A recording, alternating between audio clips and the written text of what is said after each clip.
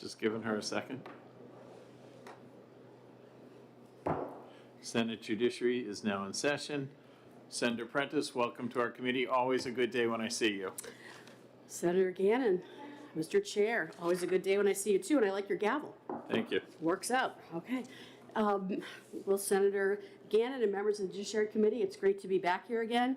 I'm here before you today. This first bill is Senate Bill 336. It establishes the qualifications and appropriate instances of inclusion of qualified family mediator interns. The Family Mediator Certification Board is a small occupational regulatory board under the Office of Professional Licensing and Certification that regulates divorce and parenting mediators. Certified family mediators assist parents facing divorce and separation resolve their family issues without the court. In order to become a certified family mediator, a student must complete an internship. However, the pathway to these internships needs to be cleared, and the absence of official language in the statute recognizing these qualified interns as defined under RSA 328C:5, 1 and 2A and C as part of the proceedings has become a barrier. So basically what we need to do here is clean up the language so that these interns who are trying to become, they're in the process of gaining their education to become certified family mediators, they can actually officially participate in the process. So this legislation would go far for solving this problem, opening up internship opportunities, and officially recognizing interns and the proceedings their proceedings as required by the judicial branch. So simply, I ask this committee for an ought to pass motion on 336. I am happy to take any questions. I do have at least one amendment that I'm going to bring forward. Maybe we can do it as a committee amendment, and maybe not. And I do have Honey Hastings here from the Family Mediator Certification Board, and I believe Mr. Head from Judicial, Richard Head from Judicial here to speak on this bill as well. Thank you, Senator Prentice. Any questions? Go ahead, Senator. Senator Prentice, do you want to just share with the committee the nature of the amendment you think is necessary? Absolutely. So the nature of the amendment is, so this would be added into section 14, and it's about a quorum.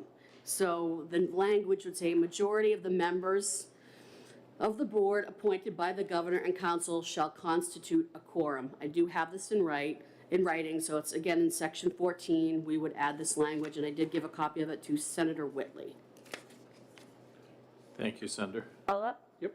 If you wanted to request that, it's likely that we won't vote on this today, I'm not sure, but if you wanted to request that amendment from OLS, I'm happy to co-sponsor with you.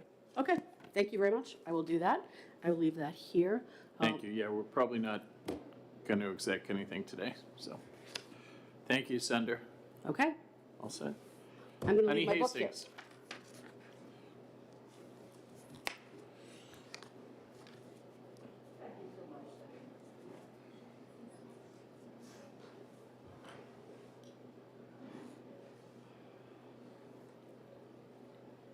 It's very nice to be back with you just a week later. I drafted 2 bills for this session. The one you heard last week, 431, on child support in equal schedule cases, and this one about family mediator internships. So I'm pleased that you put my bills, or the staff or put my bills early in the session. I hope that means everyone will be fresh and be ready to vote ought to pass. I am a retired lawyer. I practiced family law for about 30 years. I've been doing mediation since 1995, and I'm in fact certified family mediator number 75. I served on the family mediator certification for about 7 years in the 90s. I'm not on it now, but I remain interested in their goings-on because we're a small profession and the board is so significant for our work. Also, to work in the court system, you must be a certified family mediator. for someone to become certified, they have to have 48 hours of training and 20 hours of internship, or 10 if they're a family lawyer or family therapist. For many years, many mediators completed internships in court cases. I did internships when I was a mediator and I was supervising interns in court cases that I had. But then the court policy changed, and I understand the reason for the change, but essentially there was a change. And so interns could only observe. They could not participate in the mediation. And so that's the problem that Senate Bill 336 will solve, the fact that under current law, interns cannot serve in court cases. Why does this matter? Two reasons. One is that the court cases, in my experience, are often different than the cases you might get in a private practice of mediation. They tend to be more difficult.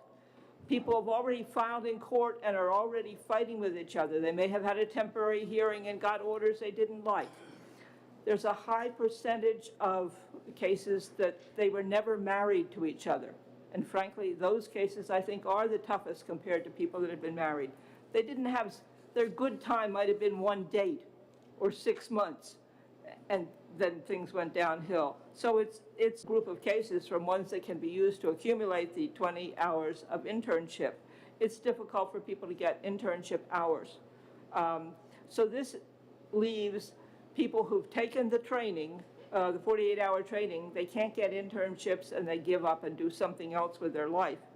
And we'd like to have, they might be people that be very good doing this work, and we'd like to give them the chance. So having interns receive at least some of their training in court cases gives them experience in these diverse cases. And it ensures a continuing supply of certified mediators who are available to contract with the court. As they say, the court only works with certified mediators. The bill does this. It's long because there's a number of statutes that just need a little tweak, a couple words added.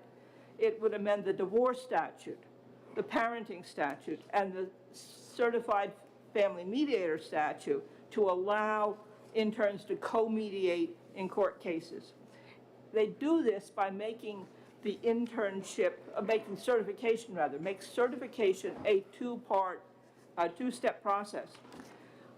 I wrote this for a committee called the Future of Certified Family Mediators, which was set up by the chair of the New Hampshire Conflict Resolution Association. We've done our work independently of the association, although I think we're all members of it, because they're hesitant to get involved in politics, being a 501c3. The bill breaks the mediator certification process into two steps. First, they complete all the steps other than the internships. There's background checks, there's proof of education, background, there's the documentation of the 48-hour training, etc. All those steps would have to be met as step one. If all those requirements are met, then the Family Mediator Certification Board could designate the person as a qualified intern.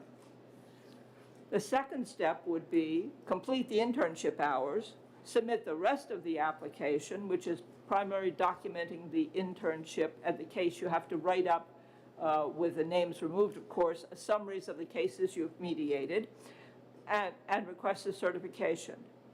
I think that this may increase the number of certified mediators who are willing to supervise interns as another plus to this process, because they'll know when someone has already got the designation qualified intern that they've already jumped through the basic hoops, and that they know that they've had the background training and criminal background check. There are two amendments that are needed to this bill. The first one is the one that Senator Prentice mentioned. It is to add this text to the mediator statute. A majority of the members of the board appointed by the governor and council shall constitute a quorum. The board has only met twice since last May because of lack of quorum month after month. And it missed a chance to have an easy fix last year. Last year there was a large bill, you might not have seen it in that, I think it was before another committee, for I mean, there might have been 6, 8, or 10 they're all supervised by OPLC. And this language was put in their statutes, replacing existing language which says something like the quorum is 3 or the quorum is 5.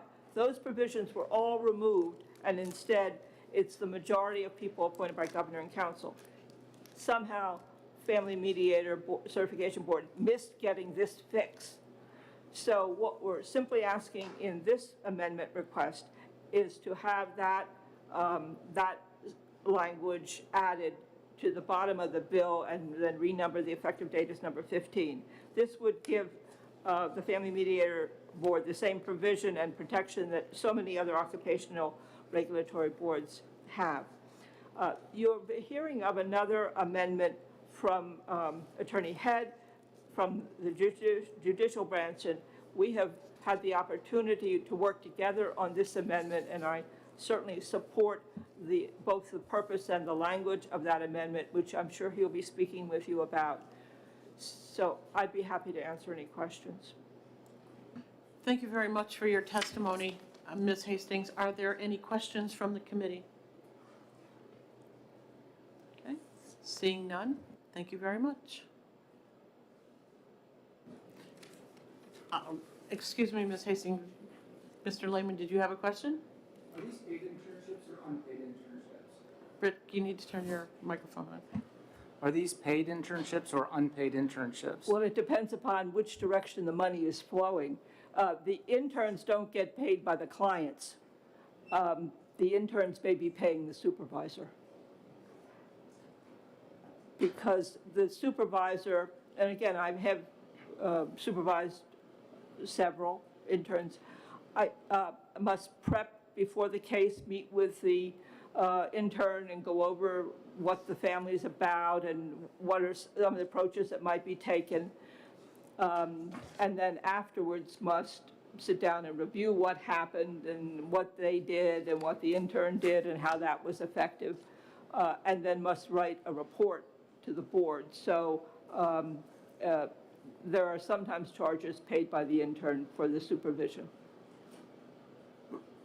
Follow-up? I don't know the answer to the question, but my concern is whether it's permissible for the state to put an unpaid internship requirement ahead of the ability to get an occupational license to perform an occupation. I know that there's a couple, I did a quick little search, and they do it in a couple other instances, but I just don't know. Well, it's been there since the beginning of the board, and I don't see how else you could have qualified interns. This is not something that people can do without practicing. It's not something you can just learn on Zoom or do on Zoom, practice exercises. But I hope that that would not affect the approach to this bill. That is kind of a larger outside question. Thank you. Are there any further questions? Okay, seeing none, thank you. The chair will call Richard Head.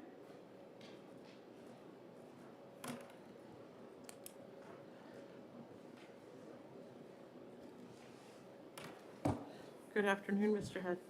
Good afternoon, Madam Chair, members of the committee. My name is Richard Head. I'm the Government Affairs Coordinator for the Judicial Branch. We do support any measures that help improve the expansion of high-quality mediators in the family division. I do have an amendment, and as Attorney Hastings mentioned, she and I communicated last night. I provided her with a draft. She improved it significantly, so the version that you're seeing is the improved version. And it does the same thing in two places and just clarifies and makes clear that the supervisor will also be attending the mediation, and it's not just the intern who would be doing the mediation. And as you heard, it's the supervisor who's getting paid by the parties, or depending on the financial ability of the participants, either through a grant or through the ADR fund. So this simply clarifies that the supervisor also has to attend I'd be happy to answer any questions. Okay. Thank you very much for your testimony. Are there any questions from the committee? Okay, seeing none, thank you very much. Thank you. Are there any other members of the public that would like to speak to Senate Bill 336? Oh, Senator Prentice would like to speak again?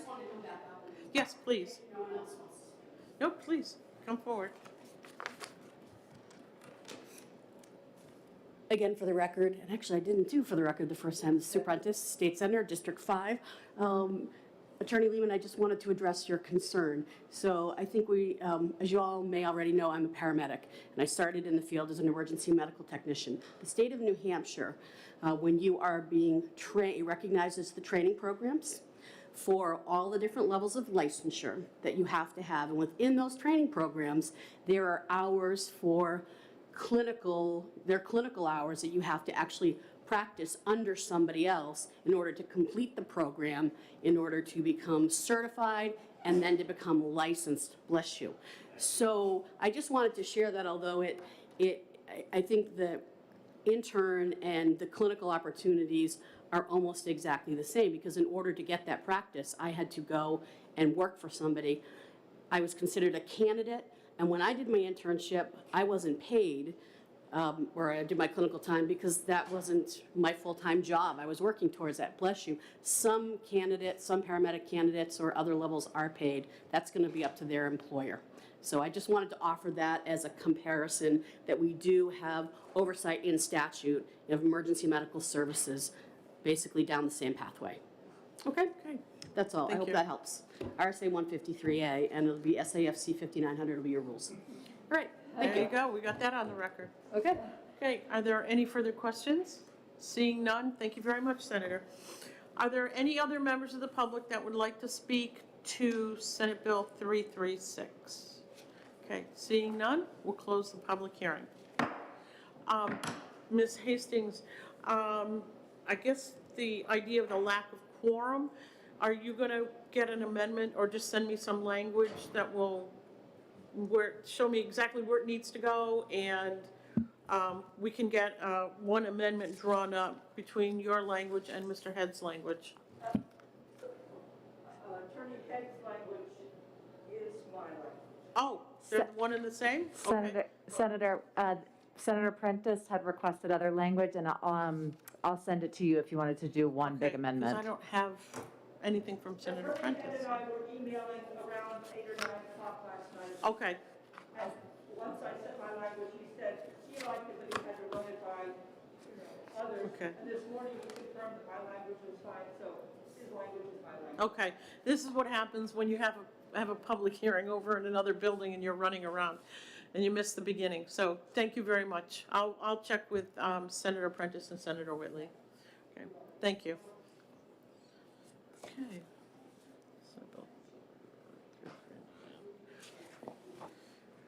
Are we, what time do we have?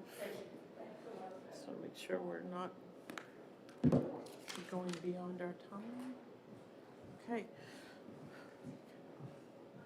We're going to go ahead and open the public hearing on Senate Bill 339 and recognize prime sponsor, Senator Prentice. I kind of set up camp here for just a little bit. Senator, I try to get, if you've got multiple bills in front of the committee, I try to get it a one-stop shop. You're here one day and that's it.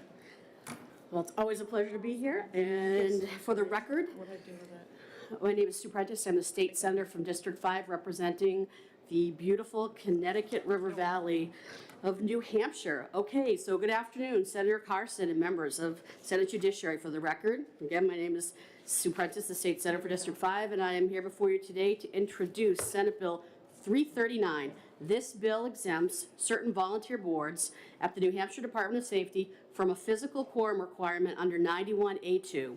The entities of these volunteer boards include the fire established under RSA 21P25, the Emergency Medical and Trauma Services Coordinating Board of the Department of Safety as established in RSA 153A3, the Emergency Medical Services and Medical Control Board of the Department of Safety as established in RSA 153A5, and the Trauma Medical Review Committee of the Department of Safety as established in RSA 153A8.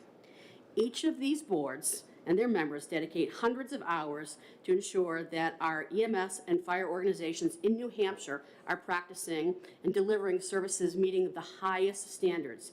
Each member of these boards sacrifices time away from work and home, and many travel from the farthest reaches of New Hampshire in order to make sure that decisions are made with input from all geographic locations. These boards uphold the trust of the public every day in the work that both fire and emergency medical service professionals perform. By allowing this exemption, we will, 1, increase the number of volunteers from the most diverse locations in New Hampshire that are going to be able to serve. 2, increase the likelihood that these volunteers will serve for more than one term, and these boards all do have term limits. And number 3, increase the input from the public and the disciplines these boards oversee. When I consider my time working with these boards in my former capacity as the Chief of Emergency Medical Services, I can think of very little that any member has ever asked for. But this has been the one request, and I mean, I haven't worked at the department since 2010, and I can think of 2006 when Jeffrey Johnson, a physician from Weeks Medical Center in Lancaster, who I did try to contact, but he was out cross-country skiing. He said, I would come from Lancaster down here for these meetings, but there's only 3 doctors that cover this emergency room. We just can't be away, but our needs in the North Country should be part of the conversation. So again, they do not ask for much, if anything at all, and I think that it's the time that we honor the work of those that have served in these roles in the past, those that are serving now, and those that will serve in the future. So kindly, I'm asking for your support for an on-pass motion for 339, and I did bring letters which I will turn in. There's Horgan from David Hirsch, who's a physician, emergency department physician at Littleton Regional Hospital, about why he believes that this is necessary. Jason Gray, who is a member of the EMS and Trauma Services Coordinating Board, who lives, I believe, in the Chatham area of New Hampshire. And I also have Christine Bears from Conway, New Hampshire. I am aware of at least 3 folks who are members of the public who are here to testify that represent these different boards, as well as the Department of Safety is on hand if there are any questions that I can't answer. Okay, thank you very much for your testimony. Are there any questions from the committee? Okay, seeing none, thank you very much. Next, we have, it looks like Laurie Ortolano. I heard a yes, so it must mean I got it right. You did well. Thank you. Thank you for the opportunity to speak with this board, commission. My name is Laurie Ortolano. I live in Nashua. I'm the Vice President of Right to Know, New Hampshire. We are opposed to this bill and the definition of a quorum to be present at a meeting of a public body. There's been quite a bit of legislation this year regarding remote meetings and quorums, and the position of our organization has been to oppose all of those. We believe a quorum of the board should be present to conduct public business and believe the language described in item B should remain in the right to know law. Elected and appointed officials performing public business should be in a physical location accessible to the public unless there's an emergency determined by the chairman of the board that prevents that quorum.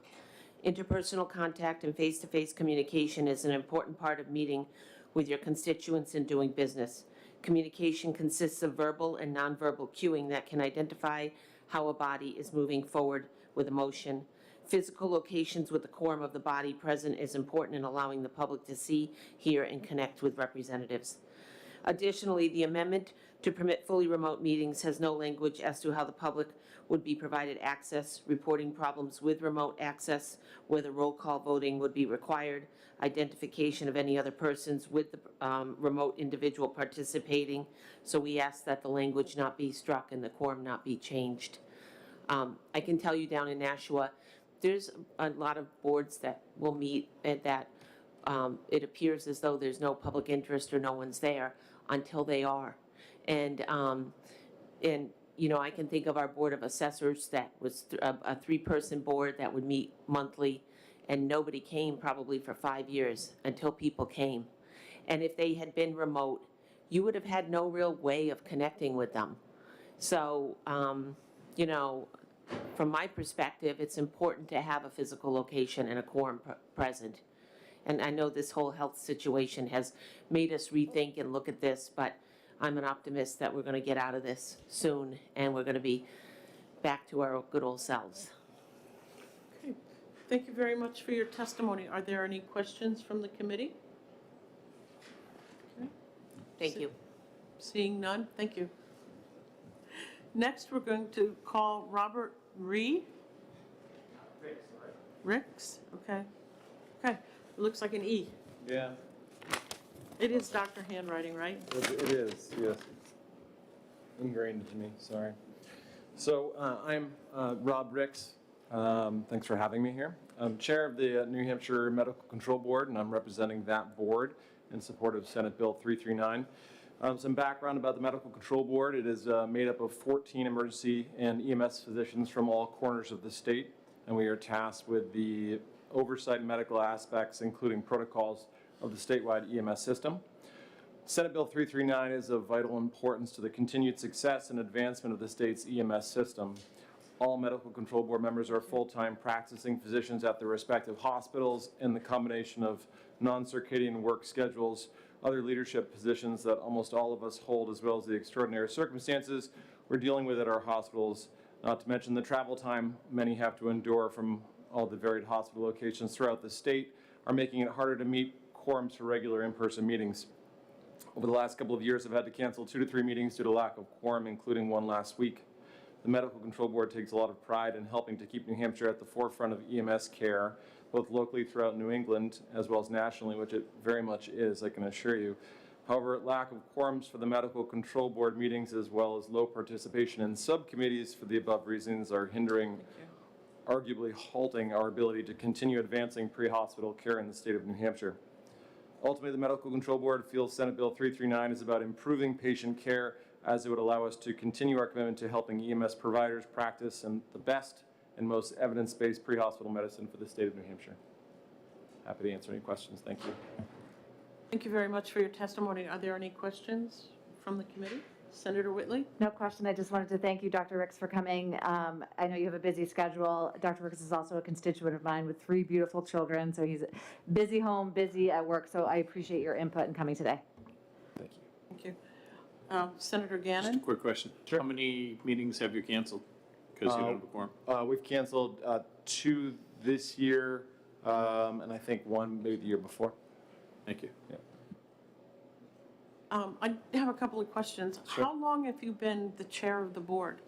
I believe it's 3 years now. 3 years? Yeah. And would you say that this is a consistent problem, getting a quorum? It's a problem for the meetings themselves as well as subcommittees. And so whenever a new protocol or development, so we just did a big critical care access, a critical care protocol development about air medical transport, and requires a subcommittee to study that prior to, and it's hard enough to get the board to meet. And now we're having to get quorums for these smaller subcommittees, which we're trying to do to advance care and make new protocols and keep up with all the rapidly advancing changes that are happening out there. And it's really hard. It's really the same players, you know, myself and a couple other people who are volunteering to do it, but we're missing a lot of other aspects of the state just because docs from Littleton, docs from Claremont, Conway, it just even the north and the south, west corner of the state really can't make it. Do you think if virtual meetings were authorized that you would be able to have a quorum? Yes. Okay. Thank you. Are there any further questions? Okay, seeing none, thank you very much. Thank you. Next, we're going to call Eric Martin. Good afternoon, Dr. Martin. Afternoon. I'd like to thank the committee for having this opportunity to speak in support of Bill SB 339. I represent the Trauma Medical Review Committee, also known as the TMRC. We're a little bit different in that we are a structured system with 15 voting members, so that's the group that we need for the quorum. However, there are traditionally, prior to the pandemic, probably twice that many non-voting members who would attend these meetings and actually do a lion's share of the work. And I think a couple of things that Senator Prentice mentioned that really struck with me are these are voluntary boards.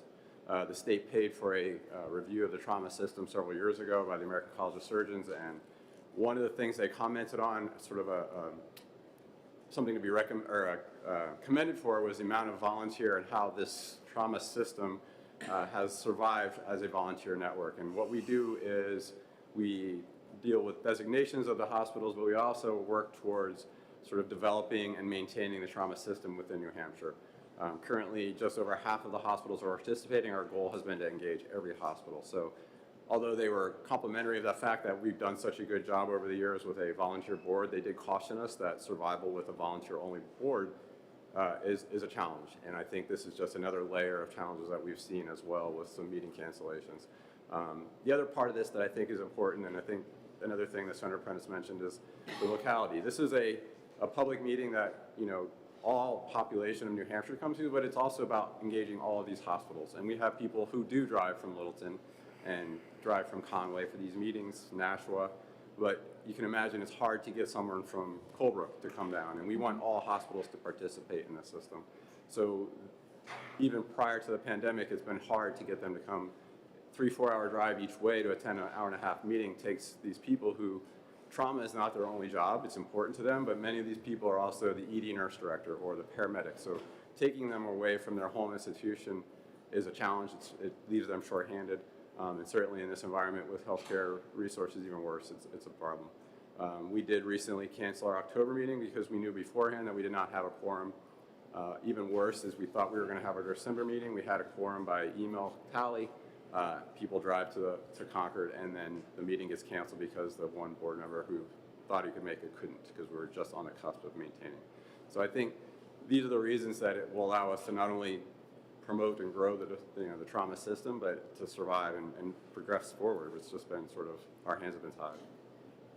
Okay, thank you for your testimony this afternoon. Are there any questions? Senator Whitley. Thank you, Madam. Senator French. Thank you, Madam Chair. Thank you for taking my question. That struck me also, that our trauma system has really survived as just relying on volunteers. I mean, it sort of speaks to the commitment to by our citizens. But is that something that's uniquely a New Hampshire issue, or is that an issue for other trauma systems around the country? I think I wouldn't say it's unique to New Hampshire, but I think it was the amount of work that is done is overwhelmingly volunteer work. So again, many of the people who do the work are not voting members, so their input is vital to the success of the trauma system in the state. So, you know, it's just it's a problem all around if we can't get everybody there. Senator French. Thank you, Madam Chair. Thank you for your testimony. About how many meetings do you have a year? We have every other month, so 6 a year. Every other month? Yes. Okay, thank you. Okay, are there any further questions from the committee? Seeing none, thank you very much for your Thank you for your testimony. The chair will call Mark Grossman.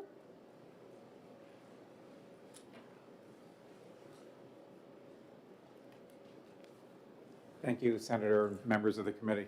I'm Mark Grossman. I'm an emergency physician. I'm the Emergency Department Director, Medical Director of Portsmouth Regional, and EMS Medical Director for the Derry region. And I'm also a member of the Medical Control Board. And I just wanted to give another little piece of background, that the paramedics and EMTs of the state of New Hampshire, and every state actually, being a paramedic isn't a license to practice. So it's a certificate, and then they practice under the protocols that the medical directors have to sign off on. And in this state, that's the Medical Control Board, and the entire state has one set of protocols. So in order to make changes or adjustments or anything, the Medical Control Board has to agree to it, and we have to meet regularly, and not being able to meet hinders the progress of delivery of care in the state. And that's true across the state, and there are several states that are like that. So when we were in a state of emergency and we did have telephonic and remote meetings, we did usually have quorum, and to address the issue of guests and the public right to know, the voting members of the committee are all physicians, but there's often participation, regular participation by EMS providers and leaders across the state that can't vote, And that was never a problem during the remote meetings. And I would anticipate that that would be the same if this bill were to pass, and that's why I support the bill. And again, just to reiterate, having representation, because all the protocols of the state are unified and every provider has to follow these protocols, it's important to have representation from every corner of the state. And the best way to do that is with the remote meetings and allowing us to proceed with that. Thank you very much for your testimony. Are there any questions? Dr. Grossman, you had mentioned that during the pandemic, when we were under the lockdown during the beginning of the pandemic, we had authorized electronic meetings and you had quorums. Do you think if we were to reauthorize electronic meetings that there should be some sort of requirement that you meet physically at least once a year or twice a year, and all the other meetings could be done electronically? Interesting question. I think there should always be the option to meet in person. I think there should be a physical base for the meetings as there are now, with the option to join remotely. I'm not sure if there should be a requirement to sort of touch base in person on an annual basis, but that'd be kind of an interesting compromise. Again, I would also be supportive of having the meetings with an in-person option and then be available to join remotely if needed. When you had your electronic meetings, was there a way for members of the public to not only listen in, but to be able to ask questions of the board? Yes, there was. Okay, and just to follow up, did your board take minutes of those meetings and those meetings were available to the public? Yes.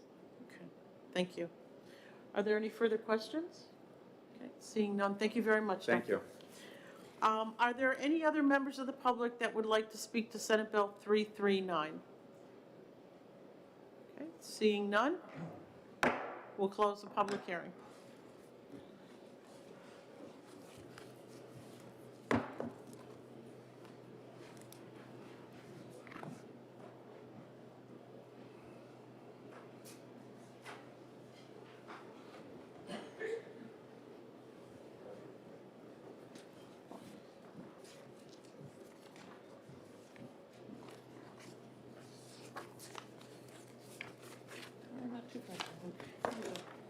Thank you.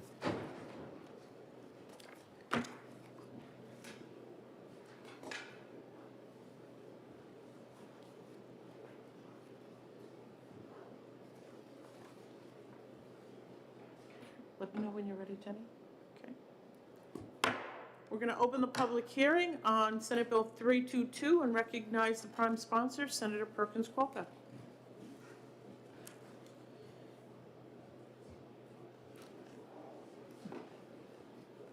Good morning, everyone. Senator Gannon and Senator French get to see a lot of me today. Yeah, it's like your personal day today. Good afternoon. For the record, I'm Senator Rebecca Perkins Coca from Senate District 21, representing the city of Portsmouth and the surrounding towns. I'm the prime sponsor of SB 322, an act relative to remote meetings under the Right to Know law. As we all saw firsthand during the end of the 2020 legislative session and the entirety of the 2021 legislative session, remote access to meetings provides a wealth of benefit. Abilities and health are ensured access without concern, and more legislators can be the voice that their constituents elected them to be. This allows people, especially at the local level, to participate in their town governance without having to worry about missing time at work, childcare, or transportation. Towns can save administration and staff costs and better serve their residents. It's a local control issue as well. SB 322 will set the standard for remote participation at not reasonably practical to attend in person for a member of the body. It will require only that 1/4 of the body meet in a public physical location, but leave discretion on the definition of quorum to the municipality.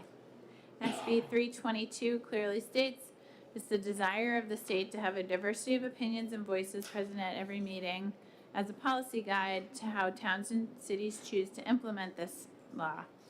I crafted this bill to comply with the recommendations of the HB 108 committee to review authorizing governing bodies of municipalities to hold virtual meetings and to study remote access to meetings under RSA 91A. I hope that this committee will look favorably on SB 322 and support expanded access and transparency for our municipal governments to remote meetings. Thank you, Madam Chair, and I would be happy to take any questions. Thank you very much for your testimony, Senator. Are there any questions from the committee? Senator Whitley, then Senator Gannon. Thank you, Madam Chair. Thank you for this introduction. You know, certainly I do hear from a lot of my constituents and municipalities that, you know, they're wanting more flexibility. So I know that we talked a lot about this issue last session, and my memory is that the Senate really did come together on a few policy issues, but it was the House that sort of stalled. So I'm wondering what in this bill the Senate has already agreed upon. Sure. So last year, both Senator Daniels and I had remote meetings bills. We ended up combining them. They went over to the House. The Senate, I think, voted unanimously for that bill. This bill is intended to make some small changes to that language from last year in response to the study commission. And so one of the things that was important to the study commission was sort of this question of how many people needed to be present in the room, and that was something they discussed extensively. What we picked as a drafting point was 1/4. The commission didn't really come to a final decision on what was required, but we thought that that sort of struck a balance between the suggestion of having one person there or the suggestion of having a quorum there. This way, there's a minimum that provides guidance to our towns and cities, and if they want to require something further, then they have the ability to do that. The ambiance, or as Senator French might say, the je ne sais quoi, Oui. is being in person. So my local town meetings, when people really get going there, if they're watching it on TV, they come in and they start talking. I had to come in. I'm afraid we're going to lose a lot of what makes New Hampshire with this. I want to come out of, I don't know if this is just in response to COVID or just a general thing that you want to have the remote access. You see what I'm afraid of. And I think body language, I'm looking at you here. If you're on TV, and I'm on TV somewhere else, I think the interaction is not the same. So I'm afraid that's where that would take us if we pass this bill. Your thoughts? Okay. You know, I agree with you that our town meetings and our government is special in person, and I think that it's really nice that we're together. I think, to your point, it does make it easier to discuss stuff. That said, you know, there are concerns that arise that make it hard to participate, and I think giving towns and cities the ability to have to sort of craft what works for their local community is important. You know, this is a minimum. Towns could do more, you know, if it was a place where it's particularly important to their residents to be together in person, then they can always, you know, ask that at town meeting. But I think otherwise we're sort of dictating from the state level what might work for them. And I know, for example, one of my constituencies, Durham, which might have different sensitivities than one of your communities, you know, they were unable to gather a quorum to do their business for a recent meeting, and so it still remains topical. I also will say, as a young person with young kids at home, you know, a lot of meetings are at 7 o'clock or 6:30, and it's not that I don't want to be there, but I might be on the way out the door and there's a temper tantrum or there's a, you know, there's something. And so, you know, I'm not planning to participate in most of my meetings virtually, but if that means I can be there and I can participate at least a little bit, then I think that's the goal. Great, thank you. All right, thank you. Senator French? Thank you, Madam Chair. Thank you, Senator. Page 2. Yeah, Could you explain to me the meaning of section F? sure. Thanks. And I'll state for the record that if it would make a difference to the passage of this bill, that I'm perfectly willing to remove section F. However, I included it because, you know, it was my opinion that this is a document that we're asking towns and cities to implement, and so, you know, it matters what our policy is at the state, and if the reason we're doing this is to encourage greater participation, then I think that should be a guidance that's available to the towns and cities in crafting their own local ordinance. If that's not something we agree on, then, then we shouldn't tell them that. But that's really the intent, is just that as we enact 91A, it's clear from a legislative perspective that the reason we're doing that is to encourage more participation. Great, thank you. Sure. Senator, just a quick question. Sure. And I'm looking at town councils that tend to meet once a month, every month. Do you think that there should be, I'm not sure, some sort of parameters around how many times they can actually hold an electronic meeting? And again, you look at town councils, they meet 12 times a year at least. And that half of those can be done electronically and half of those can be done in person. Do you think that that would be appropriate? That's interesting. I think it could work if it was something that sort of, because again, I share some of Senator Gannon's concern. I do want to make sure we're preserving, the in-person elements of this. So I think it could work because it would give some flexibility, but again, it doesn't 100% address the idea that if there was that vote that night, you might miss it because, your mom ended up in the hospital and you have to take care of that. So I'd be open to discussing it further with you, but, I guess I would hope that we also trust our towns and cities to implement it how they need to. I've heard from my constituents, especially last year when we had this bill, and there was a real concern that people were just going to get used to this electronic meeting and that's all they were going to do. And people really don't like that. And in speaking to Senator Gannon's comments, they want to be physically able to have conversations with their elected officials or people that are on boards in their community. And many people were concerned that this was a way to avoid meeting in public to discuss very tough issues. And they don't want that. They want their elected officials to face them when they're talking about some really tough issues and decisions that municipalities have to make. They don't want them hiding behind a virtual meeting. Sure, and I think that's a great point, and so it's certainly not the intent of the bill. I also think, we have to consider that we have seen in some cases the way that we're governing has made some people feel unsafe, and so we have to, I think, balance, both of those concerns. And so, for issues of certain importance, it would be my hope that people would be in person, Okay, thank you for answering my questions. Are there any further questions? Okay, seeing none. Thank you very much, Senator. Thank you. The chair will call Representative Campion.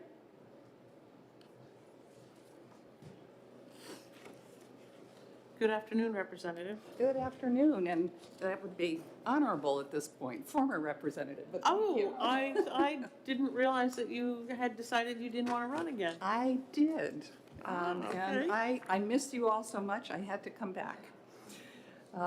And thank you for giving me the opportunity to speak this afternoon. My name is Polly Campion, and I am a former state representative and a retired RN. I come to you today, however, as the original and continuing chair of the State Commission on Aging in support of SB 322. Now, we're not a municipality, but we are a public body. The State Commission is a public body.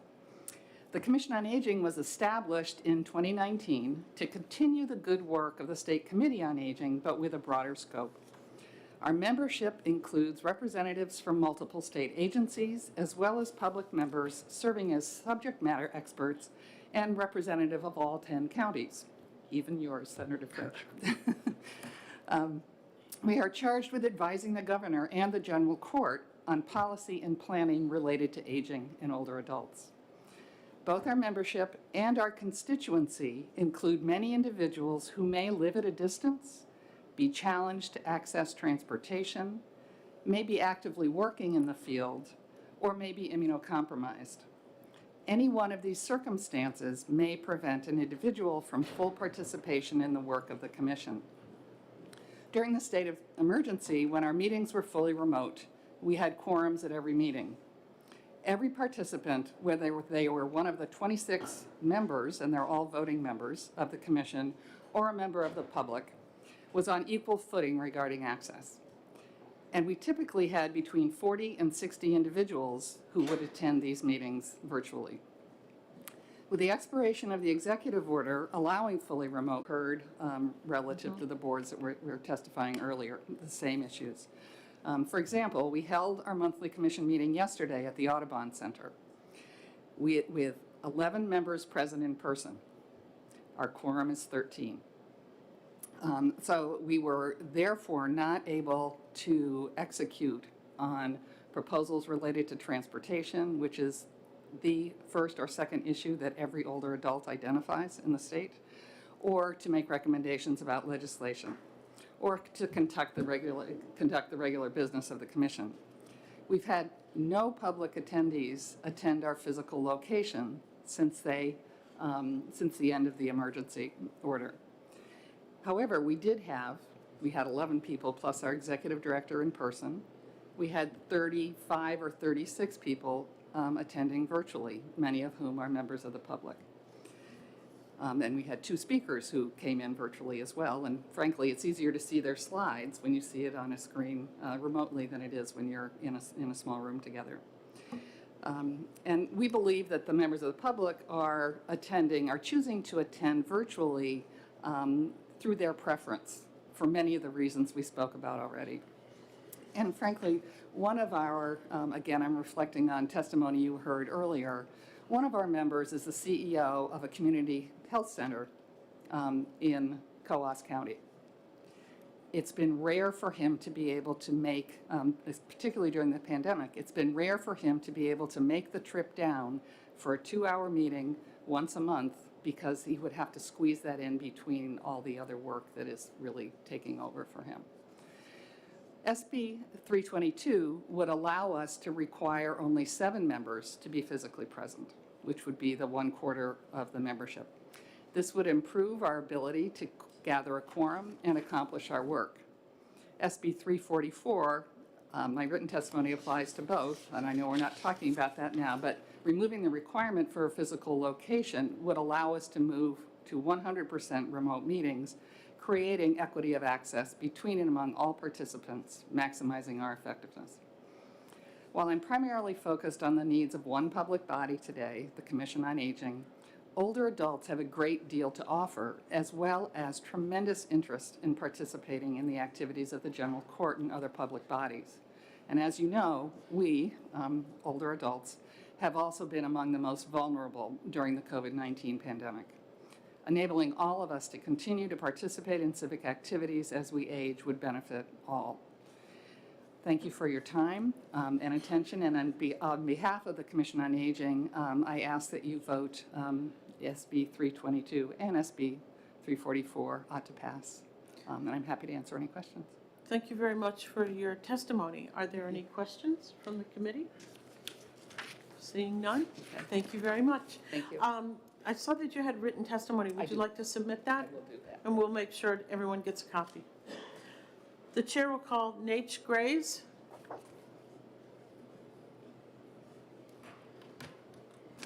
Thank you. Nate Grays for the New Hampshire Municipal Association. We support SB 322, and as you'll hear later, we're also supporting SB 344. We do not have a preference between the bills that would ease the quorum requirements for public meetings. We've heard from probably 3 or 4 dozen of our members over the last year about the difficulties of getting a quorum present at a physical location. I don't want to be repetitive, but it is something that we have heard from municipalities across the state, that this is a serious problem. I don't think there would be any real issue with a requirement that a physical location be set up for at least the public to come and listen to the meeting. The real issue is with getting a quorum of the body present. And often we see this with smaller boards, so select boards of 3. you might have only 2 members serving, or 1 member is in Florida, and they have board business that needs to be conducted. And unfortunately, because they're busy people, you know, they have jobs, they just can't find a time to meet in person, and therefore that municipal business doesn't get done. We also see it on boards like planning boards, which have a requirement to meet once a month.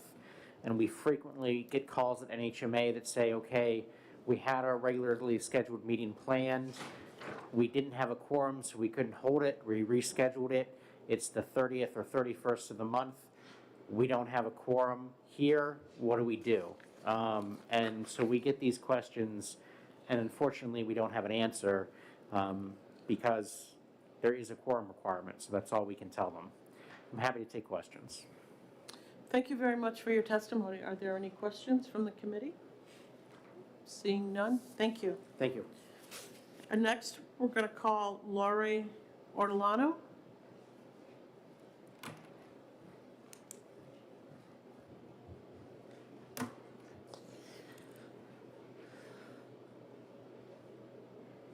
Hi, my name is Laurie Ortolano. I live in Nashua. I'm the Vice President of Right to Know New Hampshire, and we oppose this bill.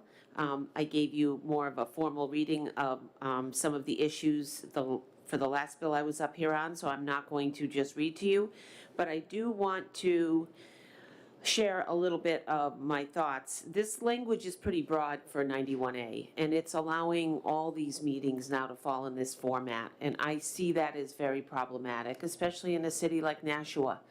The physical contact and having a meeting location, I think, is so important.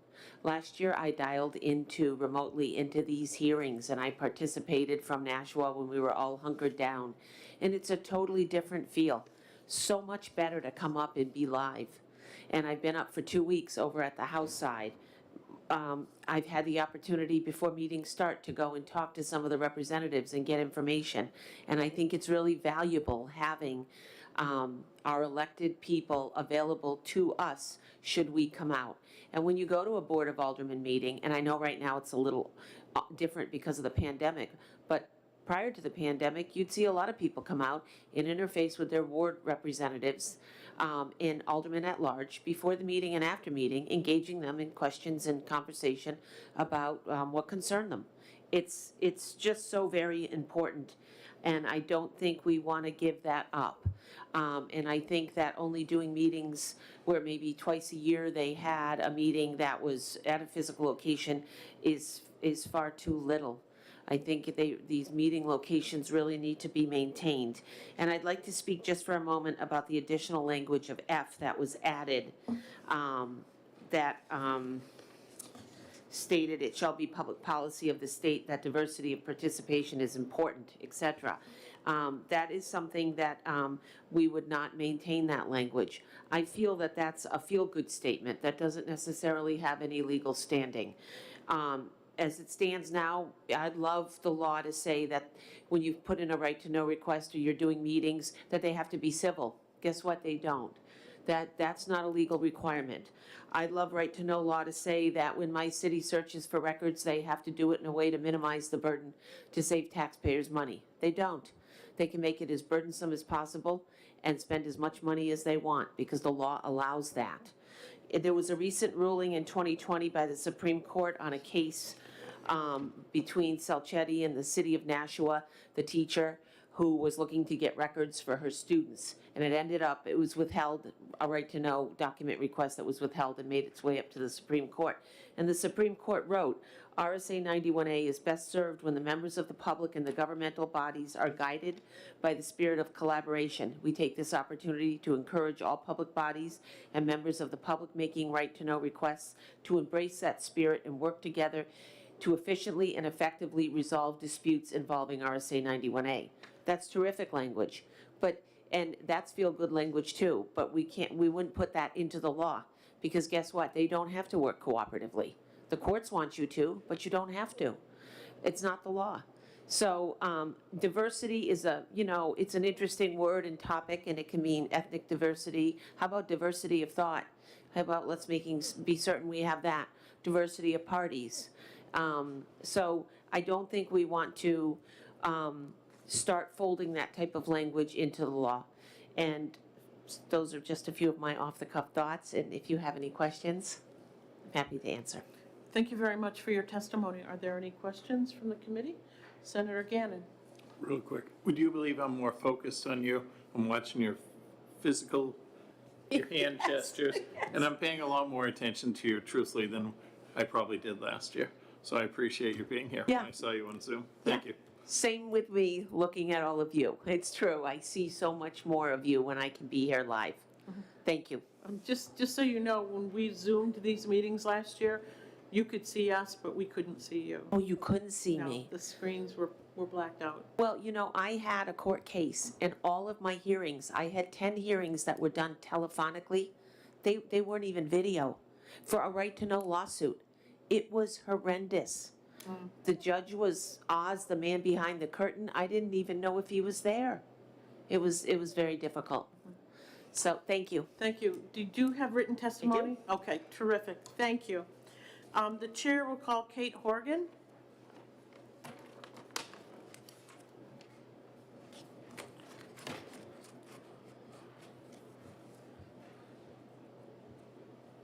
Good afternoon, Madam Chair and members of the Judiciary Committee. My name is Kate Horgan. I serve as the Executive Director of the New Hampshire Association of Counties. The association is in support of this bill. I will tell you, I have a 50-member board. Trying to get a quorum before the pandemic was extremely difficult.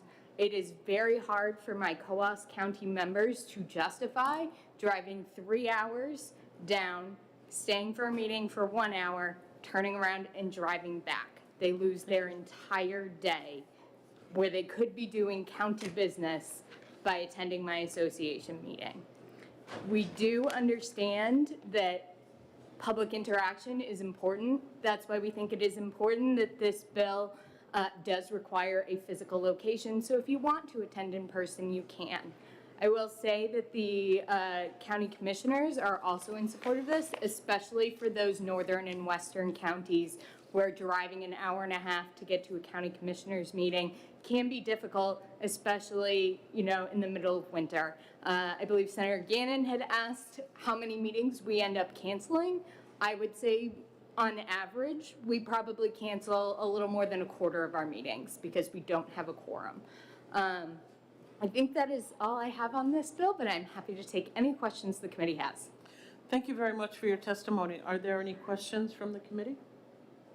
Seeing none, thank you. And if you have written testimony, would you please Already give it passed to our committee secretary? Already done, Senator. Okay, thank you. The chair will call Russin Chester.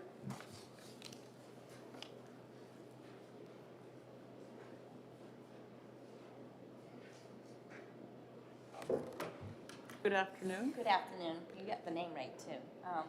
I'm just gonna... Thank you, Committee Chair. Thank you, committee members, for allowing me to speak today.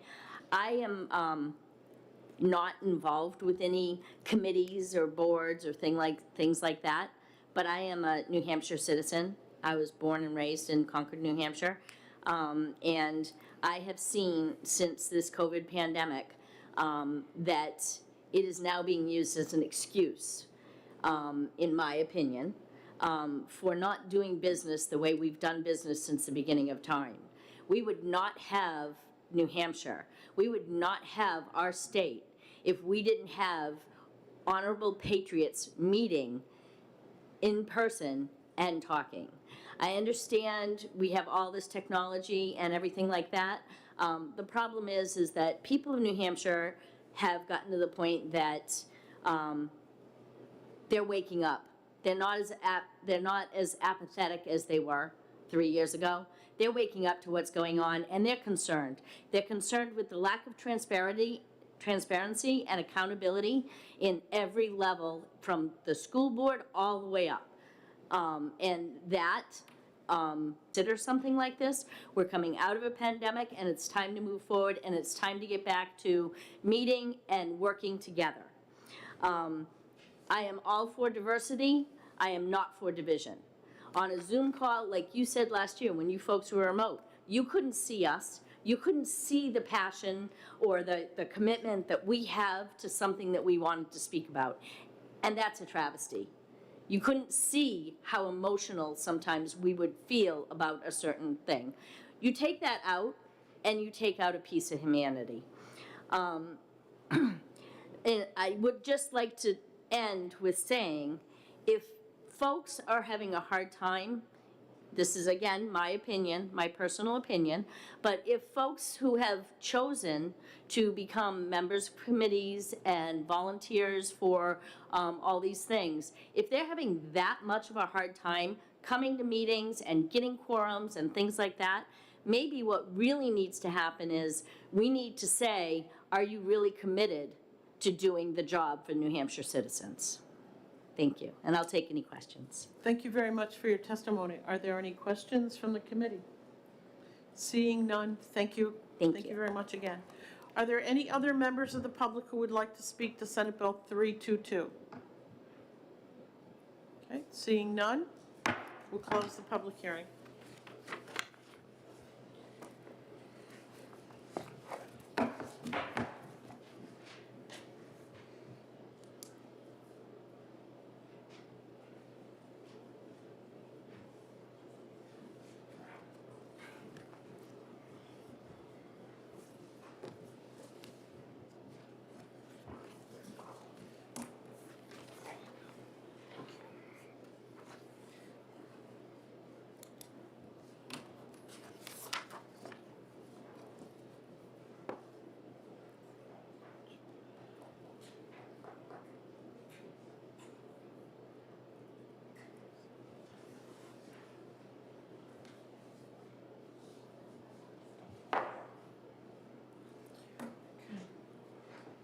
When you're all set, let me know, Jen. Okay. We're going to open the public hearing on Senate Bill 342 and recognize the prime sponsor, Senator Daniels.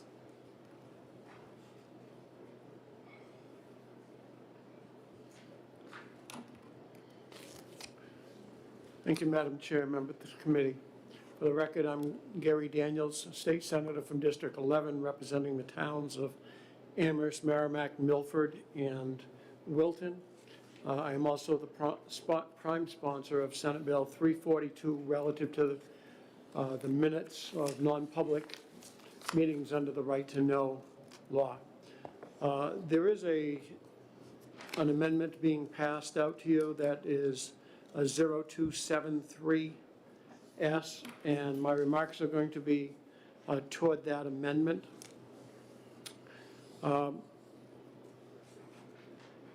The reason I put this in is that there are currently 11 reasons why you can go into non-public. But when it comes to sealing the minutes, there's only 3 reasons given that you can seal the minutes. So what this bill does is simply say that you would be able, the local board would be able to seal the minutes under any statute by which you go into non-public. And would also, on number 5, down on line 24, we've put that in there for the future so that if things are added to the reasons for being able to go into non-public, that you wouldn't have to keep going and changing statute.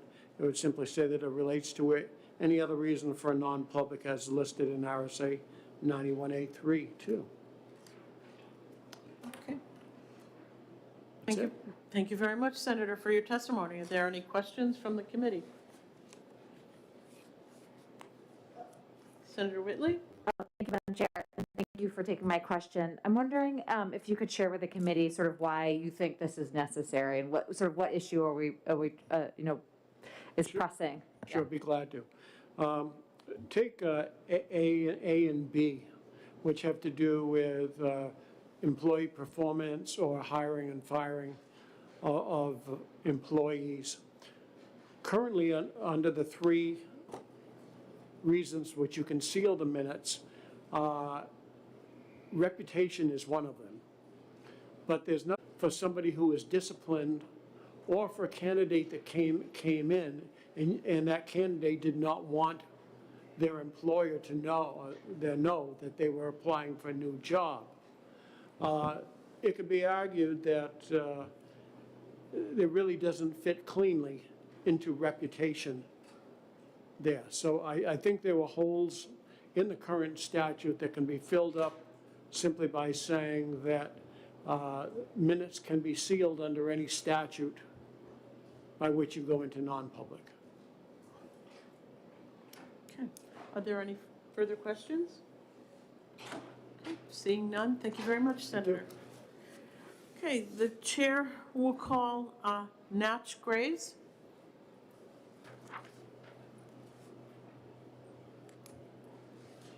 Thank you. Nate Graves for the New Hampshire Municipal Association. We support SB 342, and we support the amendment. Essentially what this does is just cause the provision of RSA 91A3 Roman 3 to reflect the provision in 91A3 Roman 2 that allows entities to enter non-public session, and it just marries up why they may keep those minutes from public view for longer than 72 hours with those permissible reasons. At present, many boards are using the language or render the proposed action ineffective as a fairly broad catch-all, which could, under this, would be cleaned up and allow a reader of the minutes, the public minutes, which are going to include the reasons for why the non-public session minutes are sealed, to more accurately ascertain why those minutes are sealed. And for that reason, we support this bill, and I'm happy to take questions. Thank you very much for your testimony. Are there any questions? Seeing none, thank you. Thank you. The chair will call Gilles Bissonnette.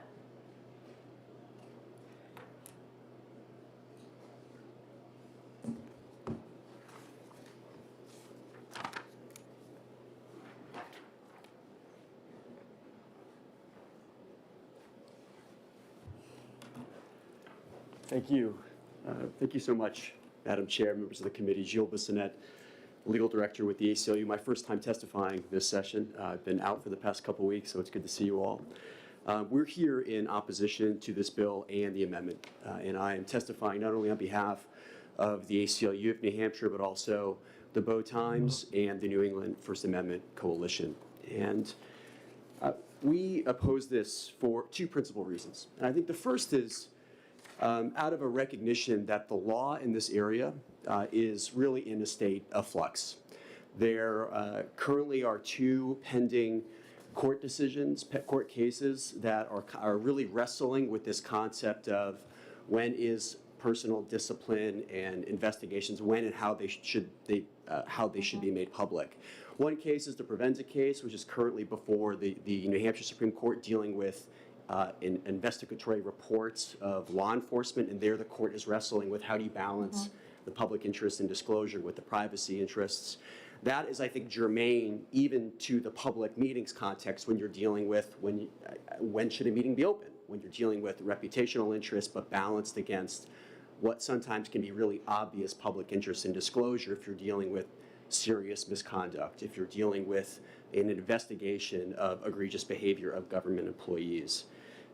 And the second decision is one that I know someone else from the union leader will speak about, the union leader versus police standards and training. That is a decision that was evaluating Section 2 of RSA 91A3. I know this bill modifies Section 3, but I think the analyses are really the same.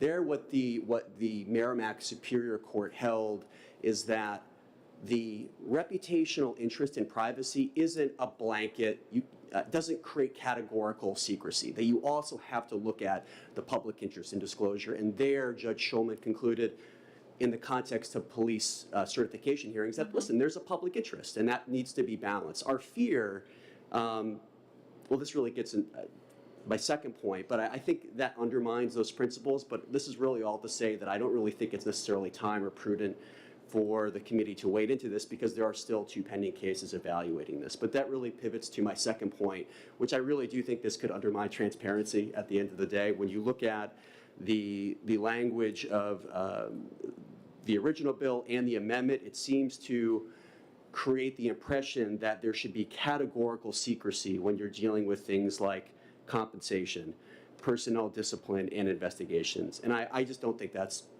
appropriate. Sometimes there will be secrecy based on the competing balancing of interests. Sometimes there shouldn't be.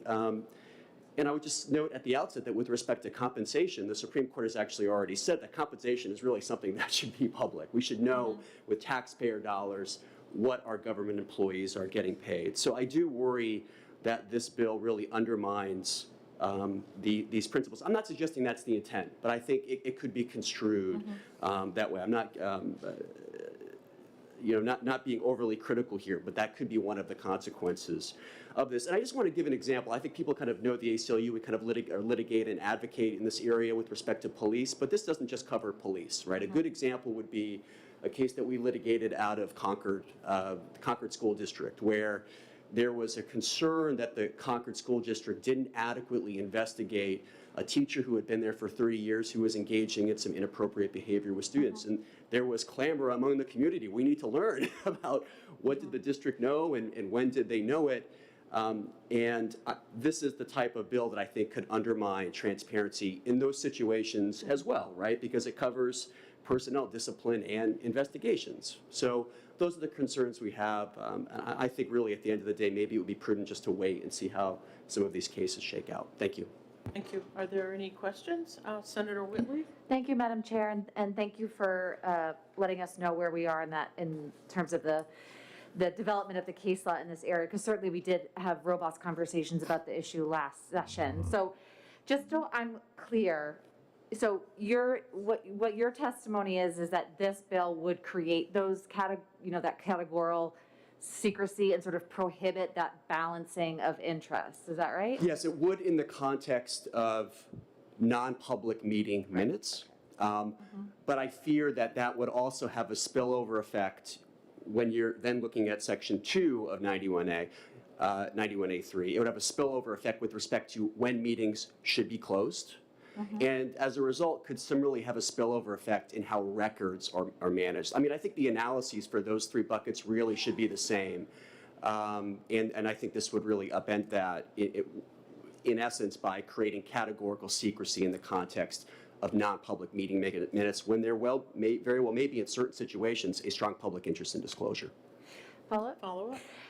So we've also had conversations about, look, municipalities are run by volunteers. Maybe not always the case in school, for schools, but for in large part, a lot of municipalities are just volunteers. And so are they able to get like a legal opinion every time they're going to go in non-public? And sometimes they can, I think, and sometimes they can't. And so I think there's also that sort of interest in providing some clarity on the issue. So I don't know if you have thoughts about that in terms of when to go into public and not, and then subsequently about the minutes. I think that's a great question, and I'm sympathetic to that. I think the way that will work is over time, educated judgment calls will be made. Sometimes they may be right, sometimes they may be wrong, and the public has an opportunity to challenge that in court. And over time, there will be the court decisions getting into the nitty-gritty of these cases and will help draw those lines. It's harder to do that legislatively because you can't kind of envision or contemplate every scenario that may come up. And that really, at the end of the day, I think is the job for the courts. And so we will hopefully get greater clarity over time. That's why we have the Superior Court system, and that's what Chapter 91A contemplates. If you think an appropriate decision's been made, you can ask a judge, and that judge can say, nope, privacy trumps here, or it does not. Senator French? Thank you, Madam Chair. Thanks for testifying today. Thank you, Senator. So in reading this, I was wondering, I felt that instead of bringing the light of transparency, it would do the opposite and darken the room for everybody. Do you agree? I do. It certainly would with respect to non-public meeting minutes where there might be some information that was discussed that would be reflected in those minutes where there'd be a public interest in learning that information. Thank you. Are there any further questions? Mr. Bissonnette, I'm Yes, ma'am. looking in section 3 where they're talking about student or pupil tuition contracts. Do you feel that that would be a violation of privacy for the student, especially if the student was a special needs student and they were having an out-of-state placement somewhere? That if that, Yeah. I'm wondering about Sure. that. It's a good question. I'd like to look into that a little bit more because I do know elsewhere in 91A and maybe other statutes, there are specific carve-outs and protections, categorical protections dealing with students. I'm not going to object to, any information that outs minors, that outs students, to me, there is almost always a compelling privacy interest. I would have to think a little bit more about how whether that's already covered elsewhere in 91A. I'm not entirely sure, but I think when it comes to children, there is certainly a compelling privacy interest, and I don't think you'd see many transparency organizations contesting that in court. The other question that I had concerns section 4, where they're talking to matters related to the preparation and carrying out for all emergency safety and security functions. Do you believe that those should be sealed? That would probably depend based on the facts and circumstances. And why I can't answer that categorically is because in the public records context, there is a case called Lodge versus Knowlton, which deals with like law enforcement investigation techniques. And there's a whole set of criteria that needs to be shown to justify secrecy. I would like to think that there should be some similar criteria here that's fleshed out. So I guess I'd have to say it really would depend, and I apologize I can't give you a more direct answer to that. I'm sorry. So one final question. So do you think that this amendment is too vague? I do. I think my principal objection is probably with respect to lines 11 through 13, which is section 1.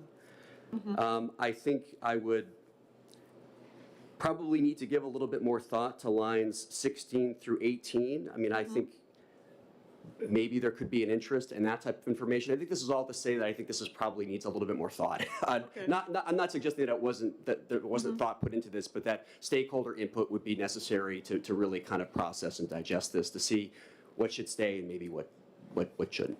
Okay, thank you. Are there any further questions?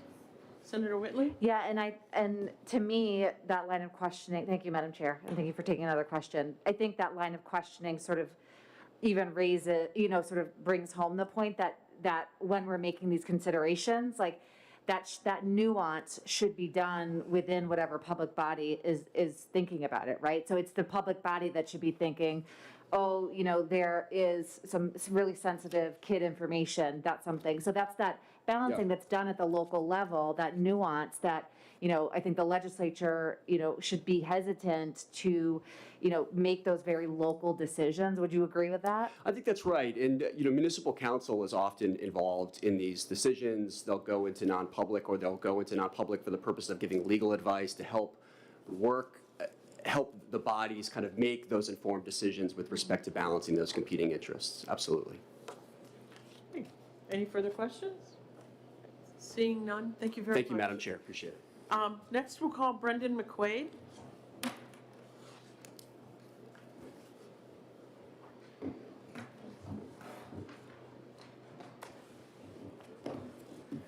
Thank you, Madam Chairwoman, and ladies and gentlemen of the committee. I appreciate you taking the time to hear my testimony. In opposition to Senate Bill 342, my name is Brendan Mcquaid. I am the president and publisher of the New Hampshire Union Leader, the largest newspaper in the state. Attorney Bissonnette mentioned that we do have a pending case that covers some of this area, but I'm really here to speak against this bill in general. I read the original version of the bill, and I just got, as you did, the amendment, and geez, this is even worse. Transparency is core to New Hampshire. Transparency is in the Constitution as a right to know. And anything that blows holes in the right to know should be looked at very skeptically by this committee and the entire legislature of the state.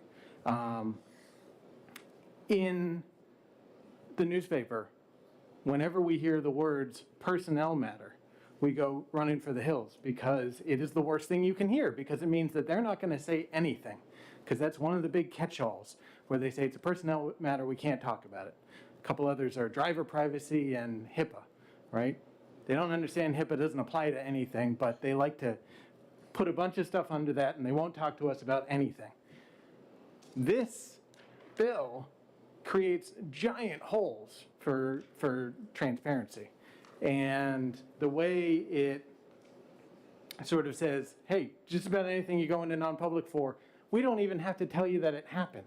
So you can't even sue us to get the minutes because you don't know what happened in the non-public session. You don't even know what it was about, right? So this creates a giant problem for us in the business that we have to do of trying to inform the public what's going on with their government, their money, and things of that nature.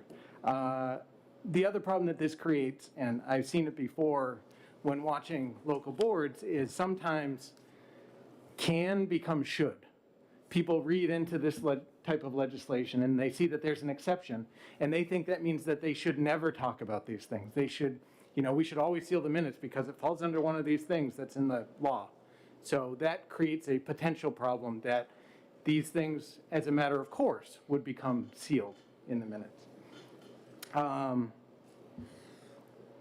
Every exception to 91A creates a potential problem, and this creates just way too many exceptions.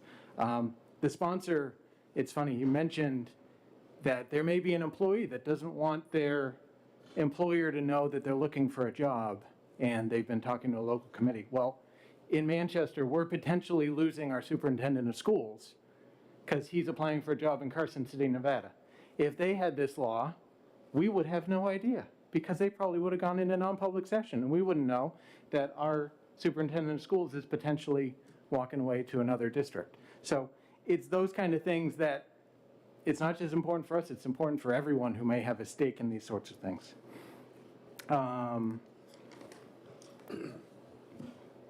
The last things I'll leave you with, transparency is difficult.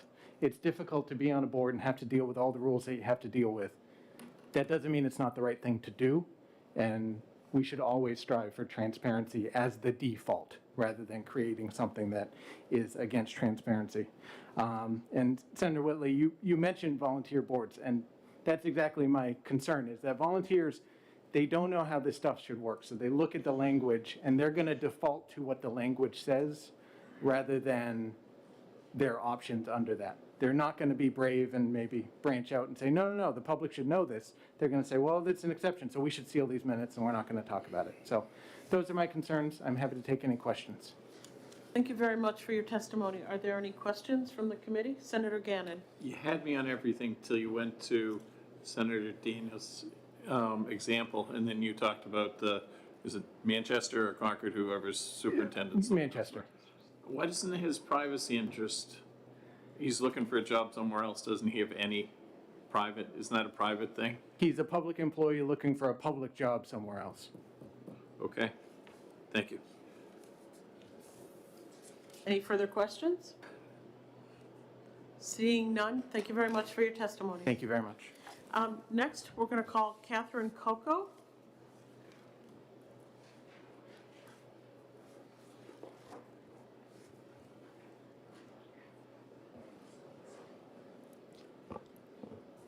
Good afternoon, Madam Chair and members of the Senate Judiciary Committee. My name is Catherine Coco, and I'm a resident of the town of Milford, New Hampshire. I'm here on my own behalf to speak in opposition to this bill. My apologies if I am very rusty on protocol. My last similar type of visit to the State House was 20 years ago. I've timed myself. I hope you'll indulge me for about 6 minutes. I want to make sure that we are starting from the same understanding of what this bill is about. As Senator Daniels has referenced, 91A has requirements for entering non-public session that differ from those that allow minutes of those non-public sessions to be withheld. This bill is about releasing minutes detailing what happened.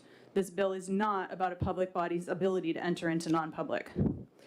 Currently, while the public body may enter into non-public session for any myriad of reasons, a particular myriad of reasons, they are required to provide minutes of those sessions within 72 hours unless the information contained in those minutes meets one of 3 criteria. This practice of withholding minutes for one of the reasons allowed is commonly referred to as sealing the minutes, although that term is not used in any New Hampshire RSA. I will refer to sealing the minutes as it is the simplest way to describe the action that's involved.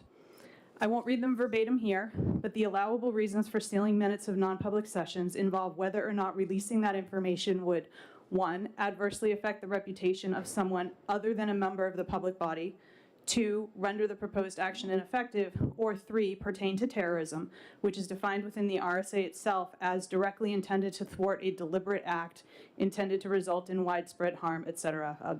Don't need to go through the whole thing. A public body currently cannot seal minutes of non-public sessions for reasons that don't qualify under those 3 specific exclusions. The proposed changes to this RSA will revise that criteria. The reason for those limited exemptions now is very straightforward. The public has a right to some summary of what has occurred in non-public session as quickly as possible. For the sake of transparency, some amount of accountability is required. After the non-public session, the minutes provide that accountability to the public within 72 hours. According to Senator Daniels, this legislation attempts to align the reasons for going into non-public session with reasons for sealing the minutes of those sessions. The amendments that were handed out today, I've not had time to fully digest. However, following that logic, the language provided should encompass all 12 reasons that allow a public body to enter non-public. I'm not sure that it does. But if you extrapolate from the senator's explanation, it appears that the intent is to essentially make non-public sessions, for certain reasons, automatically eligible for those sealed minutes. This approach would render the need to carefully consider whether or not the public has a right to know what happened during that session completely moot. The assumption would be that if they went into non-public for a particular reason, there's no need to release that information to the public. A considered thought process about what needs to be protected when combined with transparency and a priority on that transparency are both very important elements of good governance. The proposed approach negates the need for the thought process and does not prioritize transparency. The language added to and deleted from this RSA in the initial draft of the bill is very specific. There are 3 pieces of language that were originally altered with very specific consequences. I can't speak to the additions and changes that were made later today. First, the language hiring, firing, and personnel discipline and investigations was added. The addition of this language was unnecessary. The scenarios are likely to be covered under the exemption of reputation when they apply to an individual and be covered by this existing exemption. However, broader personnel issues that pertain more to the management of and by the public body, which do not harm an individual's reputation, should not qualify for a broad exemption under personnel.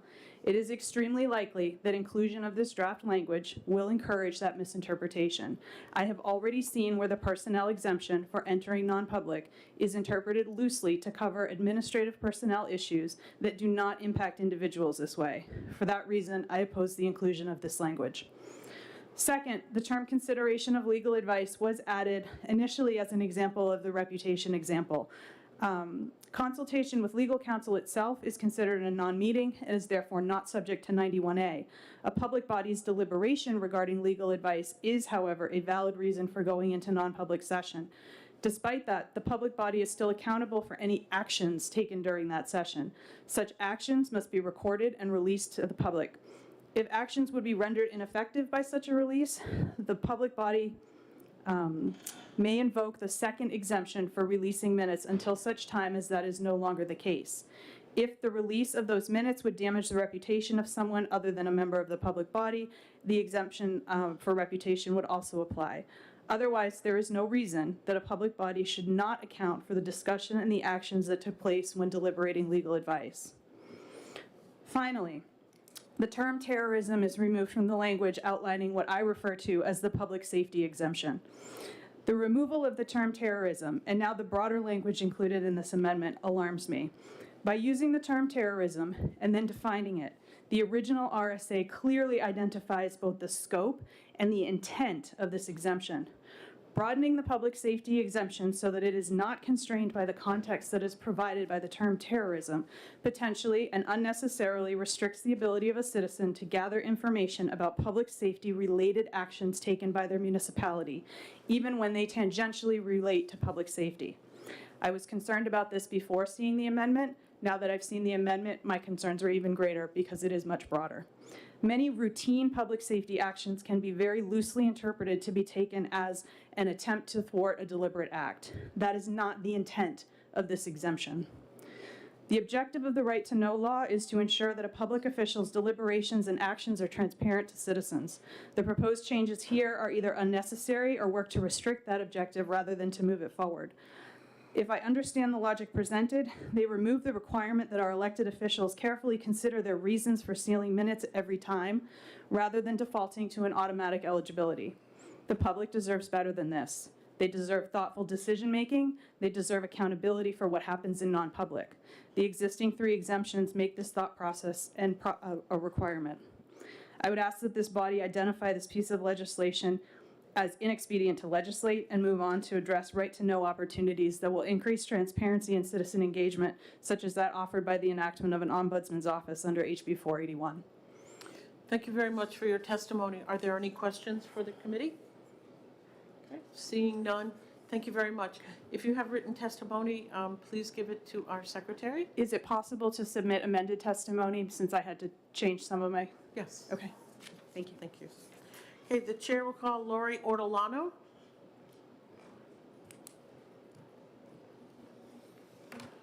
Good afternoon, Ms. Ortolano. Yes. Thank you again. We're here, Right to Know New Hampshire is here to oppose SB 342, changes to non-public meeting minutes. We feel that this is going to really take away from transparency, and it's overly broad as far as what records no longer will require minutes to be generated or the record will be sealed. The changes proposed here to Section 3 has the consequences of non-disclosure without clear justification. As it stands now in many municipalities, there appears to be a lack of prudent management of non-public meeting minutes to periodically review the records to determine if public dissemination is warranted. So there's a big tendency, I can say, in Nashua, there's probably 25 boards. There is only one board down there that unseals their minutes and comes out and puts the information on the public record, and that's the Board of Public Works. All other boards keep them sealed. And I've been an active member at Board of Assessors meetings, and for 2 years, 2/3 to 3/4 of the meeting time is done in non-public session. And it's been that way for 2 years with over 40 meetings run that way, and there hasn't been a set of non-public meeting minutes unsealed. There's a lot of information in those records that I fully believe could be unsealed, including settlement agreements that have been signed and are public record. So anything to tighten this language up more to prevent that type of transparency, we are opposed to. You've heard the discussion that 3 gives, based on a 2/3 vote to seal those minutes, you can do it by a 2/3 vote not to release them in 72 hours under 3 conditions: adversely affect the reputation of somebody other than a member of the board, render the proposed action ineffective, or pertain to terrorism. The adversely affect the reputation issue doesn't necessarily mean that any discussion involving a person would damage their reputation. And when you add the language hiring, firing, or other personnel discipline or investigations, you could potentially be withholding information that today would not be considered sealed. The specific language, the new amended language I just received separates out legal advice from hiring, firing, and discipline. And that's fine. They broke it out as item 2. However, legal advice obtained in non-public session can certainly be made public. It's too broad to put that sweeping language in as an exemption or reason to not disclose minutes in 72 hours. Based on the conditions as it stands now, the 3 conditions, legal advice can be obtained about an employee that would affect their reputation. You might not disclose for that. Legal advice about contract negotiations. For example, contracts on property appeals, or any other issue, you'd obtain legal advice. You would not necessarily disclose that information until the agreement, the negotiation is completed. And legal advice regarding security to avoid acts of terrorism would be another reason not to disclose within 72 hours, and that's fine. But to open up legal advice in a broader term and lock everything down for potential sealing, to me, is just a total lack of transparency. I can tell you in Nashua, we have an attorney, because we're a big city, we have an attorney who's available. That attorney always comes to the Board of Aldermen meetings and sits there, and they also should come to the assessing meetings and now the Board of Public Health meetings. They provide legal advice at will for any alderman who has a question and refers to legal in the public meeting. They receive legal advice, and it's part of the public record. There is no question that some of that legal advice they might be receiving in non-public meetings could be recorded and released within 72 hours. It isn't really happening at all, but I think it's because they're not handling sealed minutes correctly. And I don't want to create more opportunities for that to happen. We're very opposed to striking the word terrorism more specifically, to terrorism more specifically. Those words are tied to a clause, and the clause is what connects the terrorism issue to the safety issue. I'm not certain why the bill's sponsor struck the words to terrorism more specifically. Would striking the language mean that emergency acts for fire and police planning emergency drills for public safety not related to terrorism would be non-disclosed? Would changing the band frequency of radio communications for the police department be non-disclosed? I attended a police commissioners meeting several months ago, and they discussed in public session the frequency changes they were making on their radios. Public information. In Nashua, there's a public, telecommunications towers are often relocated, and they're changing telecommunication towers for signal issues. Could we turn around and say that's a non-disclosable security safety issue that we don't want the public to know about? I don't want to see all of these things thrown into categories now that allow minutes to not be released in 72 hours and potentially be sealed forever. So just in looking at this, language 5 that was added, relates to any other reason for non-public session as listed in RSA 91A:3, Section 2. Section 2 has 12 requirements. We're really changing non-public session and the disclosure of what is happening in non-public session. And as it stands now, we should be working to open that up more. There was a law passed that took effect January 1st that now a list of all non-public meetings has to be made available to the public. So they have to list when they go in, and you can at least get that information on why they went in, what the issue was, whether they're sealed. You don't get any type of minutes with it, but that's a starting point. That's a starting point to write law. If you start collecting those lists and nothing's ever unsealed, to come back to you folks and say, let's figure out a way to get these unsealed. So that's our stance. Thank you very much. Thank you very much for your testimony. Are there any questions from the committee? Seeing none, thank you. Are there any other members of the public that would like to speak to Senate Bill 342? Okay, seeing none, we'll close the public hearing.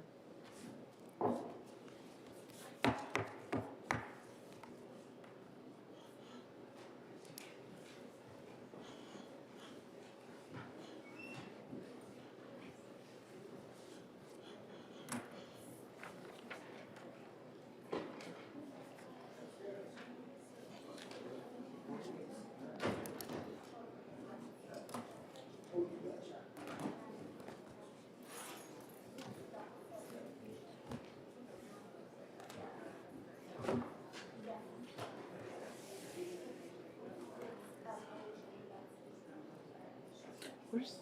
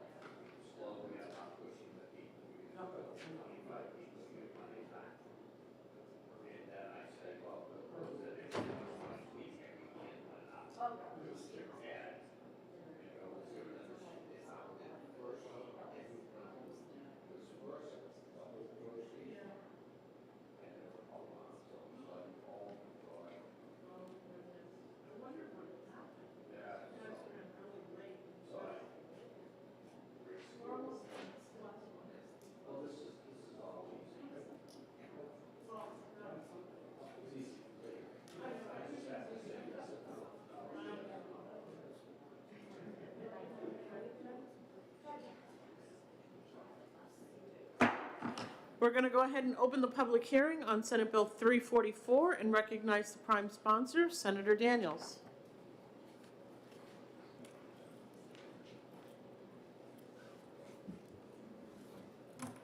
Good afternoon, Madam Chair, Good members of the afternoon. committee. For the record, I'm Senator Gary Daniels, representing District 11, comprised of the towns of Amherst, Merrimack, Milford, and Wilton. I appear before you today as a prime sponsor of Senate Bill 344, which is relative to remote meetings. Senate Bill 344 authorizes municipal governing bodies to have non-emergency virtual meetings. Amid the challenges caused by COVID-19, numerous opportunities have presented themselves. One of those opportunities is for the public to be more involved in local government proceedings. I'm in my 19th year on the Milford Board of Selectmen. Over that time, rarely have we had more than 5 people from the public attending our regularly scheduled meetings. However, since being forced by the COVID crisis into virtual meetings, we saw regularly 40 to 50 people online during the governor's executive order. The participation in virtual school board meetings was even higher, far exceeding the attendance at most deliberative sessions.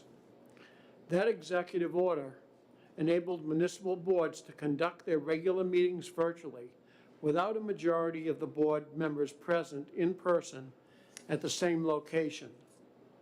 When that state of emergency terminated, however, we lost the ability to continue virtual meetings as structured under the governor's executive order. Currently, the statute only allows municipalities to have virtual meetings without a quorum present at one location in cases of emergency. This bill would allow a governing body to place public disclosure and participation at a higher level of importance and authorize the governing body to conduct virtual meetings without there being an emergency and without a majority of the board in person at the same location. The ability to do this benefits the governing body by not having to reschedule meetings that may otherwise have to be canceled if a majority of the board cannot find the ability to gather in person at a specific location. It also benefits the public by enabling them to keep current with local government proceedings from the comfort of their homes, allowing them to provide input, ask questions, and otherwise participate in those meetings. For the year prior to the termination of the state of emergency, virtual meetings had become the norm, and we ought to take advantage of that opportunity to invite the public to be more involved in local proceedings so that they better understand how their property taxes are used. This is a win-win for both public officials and the voting public, and I respectfully ask that you continue your support of virtual meetings as you did last year and vote Senate Bill 344 is ought to pass. Thank you, Madam Chair. Thank you very much for your testimony, Senator. Are there any questions for Senator Daniels? Senator Whitley. Thank you, Madam Chair, and thank you for taking my question. So we heard earlier today Senator Perkins quote a bill that was fairly similar, and she indicated that bill really arose out of the committee to study the issue that you two had worked on so closely. So I'm wondering how this bill fits in with that work. This bill takes a little step further. I believe in Senate Bill 322, we noticed that even if you were having virtual meetings, that one person had to go to a particular location. In the middle of an ice storm, I don't think that's the thing to ask our board members to do. This would allow that member to stay home and you tie together virtually, just as we did during the governor's executive order.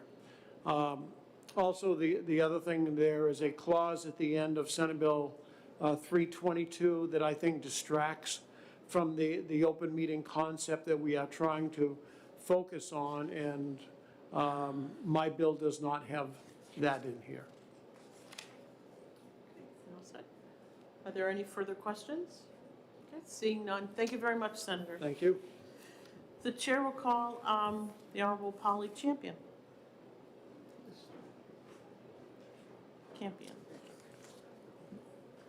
Thank you, Madam Chair, members of the committee. Nice to see you again. I am here as a former representative and retired RN and chair of the State Commission on Aging. I will not repeat my testimony from SB 322. I will save you that. Suffice it to say that this bill does go a step further and the commission does support this bill, and that it would allow us to meet 100% in a virtual manner. We have managed to sort out the technology such that that is a successful way of having both members of the commission as well as members of the public participate. In addition to that, in addition to my role with the Commission on Aging, I'm also active with the New Hampshire Nurses Association, and I believe that you've received email testimony from the Executive Director of NHNA.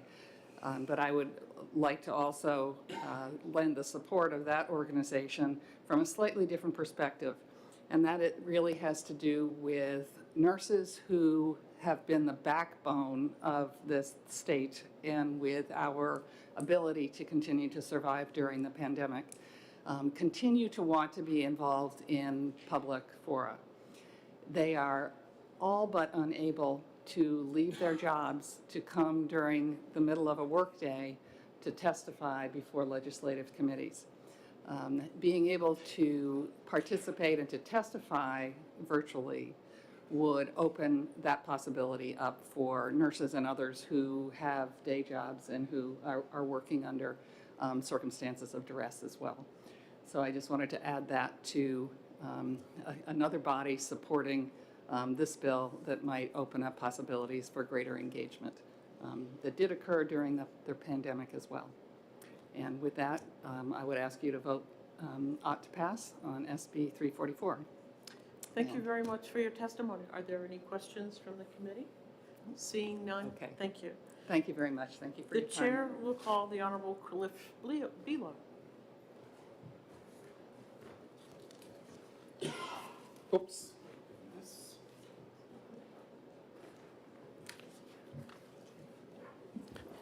Good afternoon, Senator Carson, members of the committee.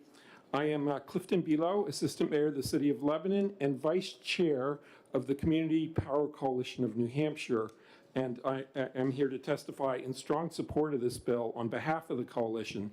The coalition is not your typical powers agreement under RSA 53A, which generally provides that any powers or authorities that a subdivision of the state can exercise could be exercised jointly through a joint powers agreement, which has to be approved before becoming effective by the Attorney General of the state, which is what we did. We have 18 members at this point, 3 cities, 14 municipalities, and 1 county. And all of our meetings are subject to the quorum requirement, and it's become a huge challenge. We were just incorporated on October 1st of last year. Most of our board members are volunteers. A few are city employees or other officials like myself.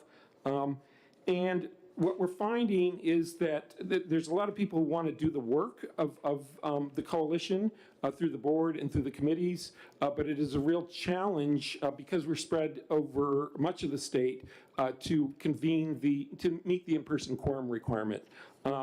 There is a map on page 4 that shows where some of our communities are located, and you'll see that there's a cluster on the seacoast, a cluster in the Upper Valley, 3 members in southwest New Hampshire, a couple on the border, Nashua and Hudson, and a few scattered in the middle of the state, Pembroke, Warner, Webster, and London. And for our committees, if we have a committee of 8 people, that means 5 people have to come together in person. And it often means that we have members that are spending more time, even twice as much time driving to the meeting as they are in the attendance at the meeting.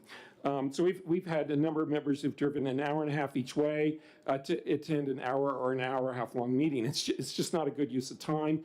and I think it's going to wear down our volunteer base. There's a lot of background in here that's not directly related to the bill, but what it indicates is the potential value that we could produce for our municipalities, for residents and businesses in terms of lower and more stable electric rates.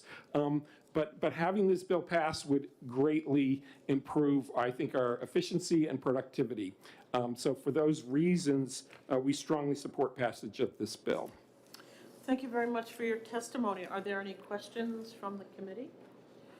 Mr. Belo, we heard earlier today Senate Bill 322, which also deals with remote meetings. Have you reviewed that bill? I have, and we support that bill as well.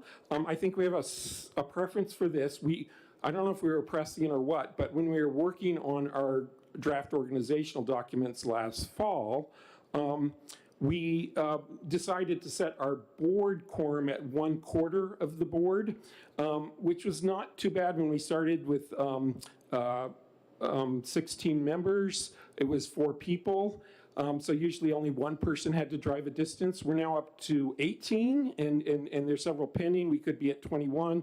We now have to have 5. Even 1/4 is a challenge for the full board. That would certainly help with committees. So you know, I think in that respect, we prefer 344, although I don't have a problem with at least one person being there. And I might say, I think there's an irony here in terms of public access.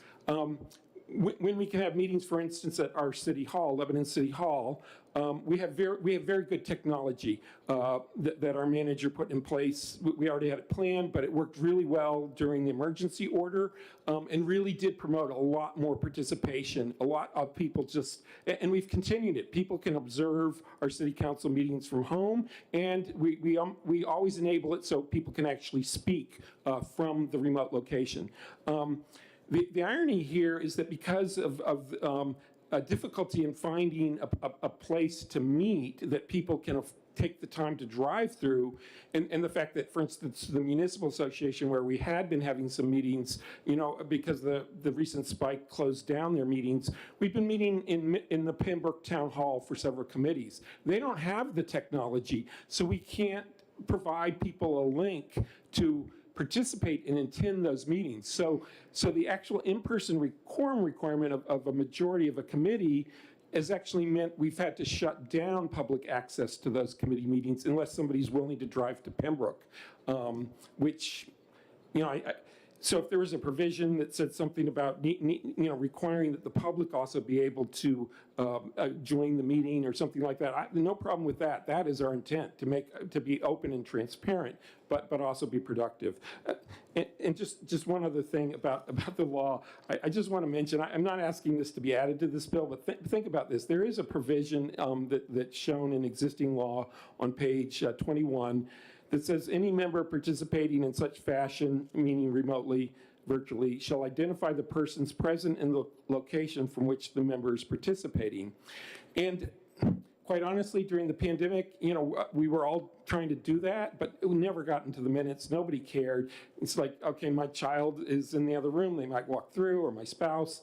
I think that comes from the day of concern that there might be some undue influence, that somebody's telling somebody how to vote. But if they're going to do that in this day and age, it's going to be digitally through a secure, untraceable chat that somebody's looking at on their phone or their laptop. So I would just suggest that sentence at some point could be taken out of the law. Nobody really cares, and it doesn't even go in the minutes. Thank you. Okay, thank you very much for your testimony. Are there any questions from the committee? Seeing none, thank you very much. The chair will call Natch Grays.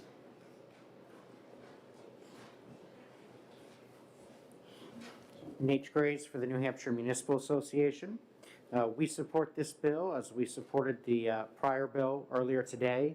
I don't really have much to add that hasn't been already added, except to say that the experience that Senator Daniels had and Assistant Mayor Belo has had with public attendance and public access has not been unique to those locations. We've certainly heard from dozens of municipalities they've had the same type of experiences. I'm happy to take questions. Are there any questions? I have a quick question.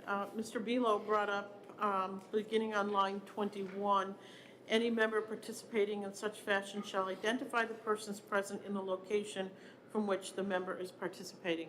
Do you agree that that language should be considered to be taken out? I agree. Until I took this position, I routinely provided trainings on the right to know law, and I would frequently get the question, what does that mean? Why is that in the law? And I did not have a good answer for it. Okay, thank you. Thank you. Okay, the chair will call Kate Horgan.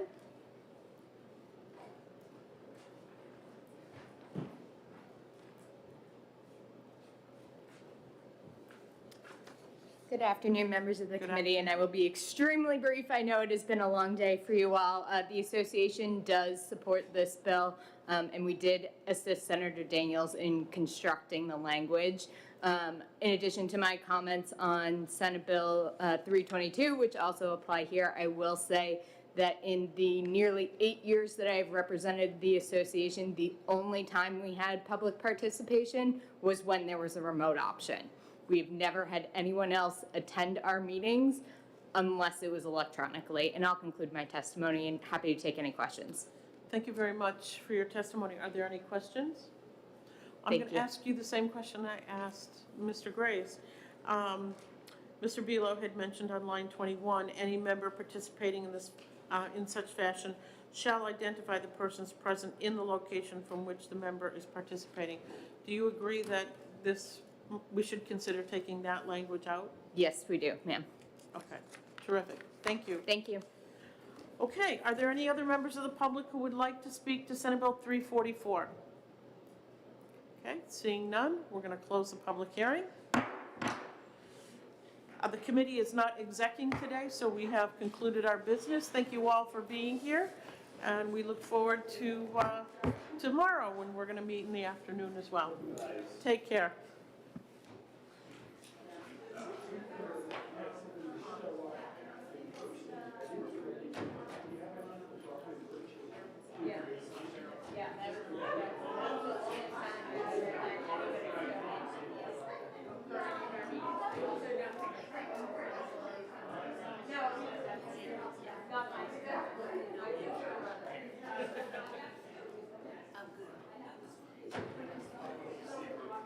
I